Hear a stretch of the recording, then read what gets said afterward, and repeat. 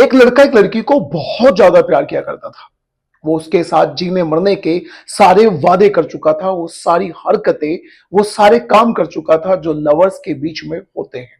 लेकिन फिर एक दिन ऐसी सिचुएशन बनती है, ऐसे हालात बनते हैं कि वही लड़का उस लड़की को मार डालता है।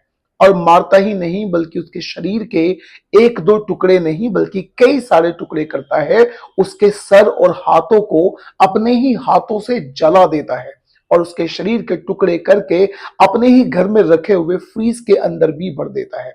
जब आप इस कहानी को सुनेंगे तो आप भी पूरी तरह से चौंक जाएंगे। लेकिन आप याद रखना, मुझे कमेंट बॉक्स में जरूर बताना कि आप इस तरह की कहानी के बारे में क्या सोचते हैं। आंध्र प्रदेश के विशाखापट्टनम में गजुवाका नाम का एक थाना है। उसी थाने में एलवी नगर नाम की एक जगह है। उस एलवी नगर नाम की जगह में एक बंदा जिसका नाम था चिंतदार रविंदर। चिंतदार रविंदर की उम्र तकरीबन 30 साल थी। दिन आता है 30 मार्च 2026 का। वो अपने ही पास में गजुआका में लगने वाले थाने में जाता है।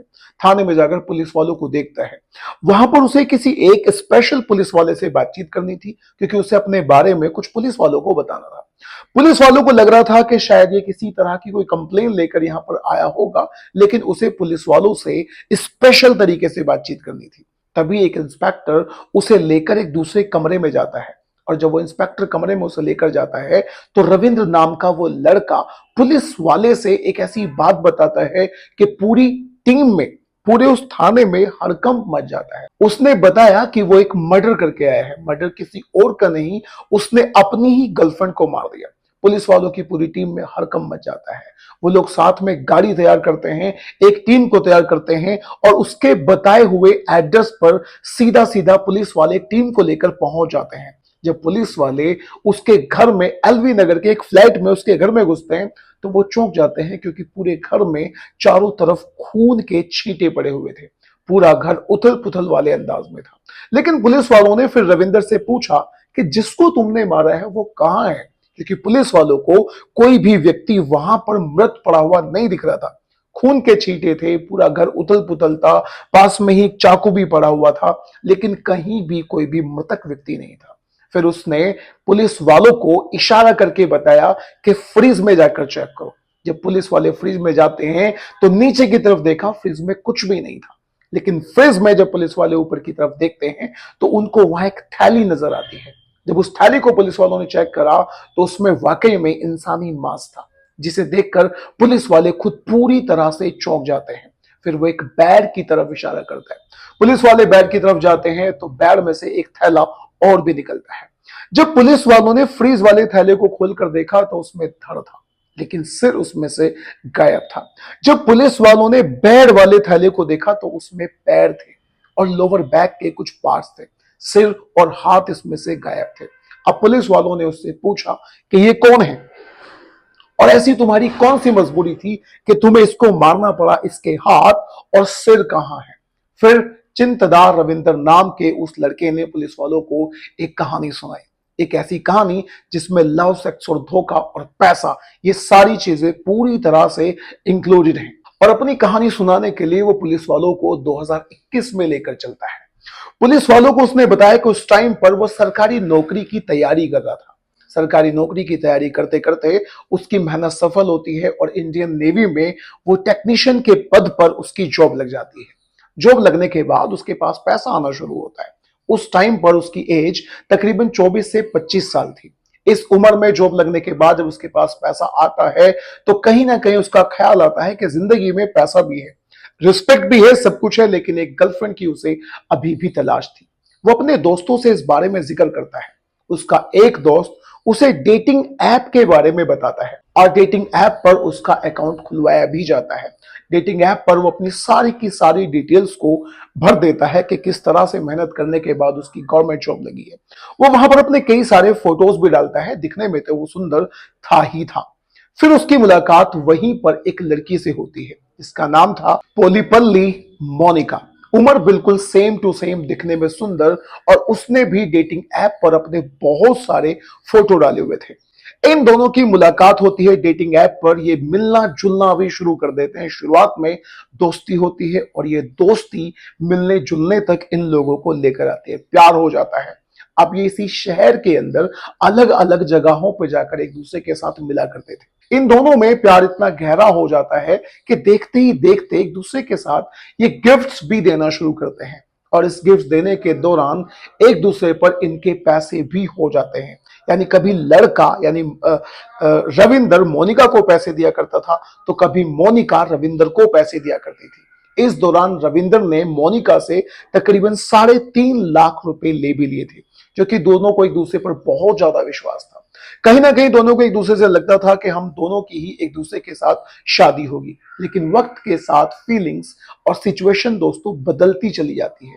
समय आता है 2024 का। 2024 में रविंद्र के घर वालों ने रविंद्र के लिए एक लड़की देखी और उसकी शादी भी कर दी।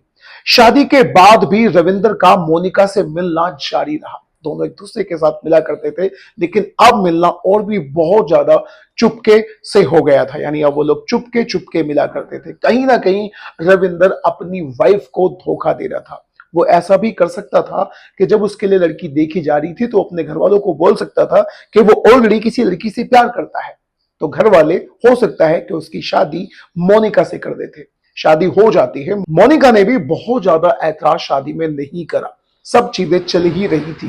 ये दोनों अभी भी एक दूसरे के साथ चोरी छुपके मिला करते थे, लेकिन धीरे धीरे इन दोनों के बीच में फ्रस्ट्रेशन, डर और जो लालच था वो बढ़ता चला जाता है। एक दूसरे से इन दोनों को नफरत होनी शुरू हो जाती है, क्योंकि कोई फ्यूचर, कोई सिक्योरिटी इन दोनों के बीच में नहीं बची थी। रविंद्र की पहले से शादी हो चुकी थी। अब कहीं ना कहीं मोनिका ने रविंद्र पर प्रेशर डालना शुरू करा। उसने कहा कि एक तो मुझे मेरा पैसा चाहिए, और दूसरी बात, जो हमारा ये रिलेशनशिप है इसे कैसे भी करके या तो खत्म करो या फिर तुम मुझसे शादी करो। लेकिन रविंदर इनमें से कुछ भी नहीं करना चाहता था। वो मोनिका के साथ रहना भी चाहता था, उसके साथ वो सब करना चाहता था जो लवर्स एक दूसरे के साथ करते हैं, लेकिन वो उससे शादी नहीं करना चाहता था। अब दोस्तों इन दोनों में बहुत ज्यादा बहस भी हुआ करती थी। समय गुजरता चला गया। समय के साथ साथ रविंद्र में और मोनिका में बहसबाजी, झगड़ेबाजी, फ्रस्ट्रेशन, ये सारी चीजें बढ़ ही रही थी। फिर दिन आता है 29 मार्च 2026 का, संडे का दिन था। इस दिन रविंद्र की वाइफ को अपने मायके जाना था। इसी बात का मौका पाकर अपनी वाइफ को मायके में भेजकर उसने मोनिका को फोन करके अपने पास बुलाया। मोनिका को बुलाने के पास आपस में एक दूसरे से बातचीत करते हैं। कुछ प्यार भरे मोमेंट्स भी इन दोनों के बीच में होते हैं, लेकिन फिर इन दोनों में बहस हो जाती है। बहस इस कदर बढ़ जाती है कि रविंद्र को बहुत ज्यादा जबरदस्त अंदाज में गुस्सा आ जाता है, और वो गुस्से में मोनिका के साथ मारपीट करना शुरू करता है। मारपीट के दौरान वो उसका गला दबाता रहता है, और तब तक दबाता है जब तक उसके प्राण नहीं निकल जाते। यानी उसने मोनिका को अपने ही हाथों से उसका गला दबाकर मार डाला। उसे मरने के बाद उसका जो गुस्सा था वो हल्का सा शांत हो जाता है, और जब वो अपनी नॉर्मल कंडीशन में आता है तो उसे एहसास होता है कि एग्जैक्टली उसने क्या कर लिया है। अब कैसे भी करके उसे उस लाश को ठिकाने लगाना था। तो जरा इमेजिन कीजिएगा कि एक लड़की को मारने के बाद अब उसने ऑनलाइन नाइफ मंगाया, चाकू मंगाया। ऑनलाइन नाइफ मंगाने के बाद अपने ही घर में बैठकर उस लड़की के कई सारे टुकड़े करे। उसके शरीर से उसके सर को अलग करा, उसके दोनों हाथों को अलग काटा, तो उसके पैरों को अलग तरीके से काटा। नाइफ और कटर दोनों चीजों की हेल्प लेने के बाद उसने अपनी ही गर्लफ्रेंड, जो पिछले 5 सालों से वो जिसको जानता था, उस गर्लफ्रेंड को मारकर उसके शरीर के कई सारे टुकड़े कर दिए। अब उन टुकड़ों को भी ठिकाने लगाना था। सबसे शुरू में उसके सर और हाथों को लेकर वो जंगल में जाता है, और जंगल में जाकर उन टुकड़ों को जला देता है। घर वापस आता है तो 2 थैलियां लेकर आता है। एक थैली में उसके धड़ को भरता है, तो दूसरी थैली में लोअर पार्ट यानी कमर से नीचे के पार्ट को और उसके पैरों को भरता है। उसके पैरों को और कमर से नीचे वाले पार्ट को बैग में छुपा देता है। तो जो बाकी धड़ बचा था उस धड़ को अपने ही घर के अंदर रखे हुए बड़े फ्रीज में छुपा देता है। इतना सब करने के बाद अपने एक फ्रेंड को फोन करता है और उसे ये सारी बातें बता भी देता है। कहीं ना कहीं उसके दिमाग में डर का माहौल बन गया था कि उसने जो करा है, हो सकता है कि उसका जो सजा है वो बहुत ज्यादा खतरनाक हो सकती है। इसीलिए वो अपने फ्रेंड को कॉल करके उससे पूछता है कि मैं क्या करूं, मैंने एक ऐसा कांड कर दिया है जो मुझे सच में नहीं करना चाहिए था। फिर उसके दोस्त ने उसको सजेस्ट करा कि शुरुआत में सबसे पहले अपने नजदीकी थाने में जाकर अपने आप को सरेंडर कर दो, और दोस्तों 30 मार्च की सुबह सुबह चिंतदा रविंदर ने, जो भारतीय नौसेना में सर्विंग ऑफिसर है और वो टेक्नीशियन के पद पे काम करता है, सीधा सीधा जाता है थाने में और अपने इस जुर्म को पुलिस वालों के सामने कबूल कर लेता है। अपनी गर्लफ्रेंड को मारना एक अपने आप में बहुत बड़ी बात थी, जिसे पिछले 5 सालों से वो जानता था। साथ ही साथ में अपनी वाइफ को धोखा दे रहा था। और आप जरा इमेजिन कीजिए, सोचकर देखो कि अब उसकी वाइफ को उसके बिना ही रहना पड़ेगा। उसकी वाइफ को एक बच्चा भी है और गर्लफ्रेंड को तो वो मार ही चुका है। क्या उसे मोनिका के साथ शादी के बाद भी रहना चाहिए था, रिलेशनशिप को आगे लेकर जाना चाहिए था?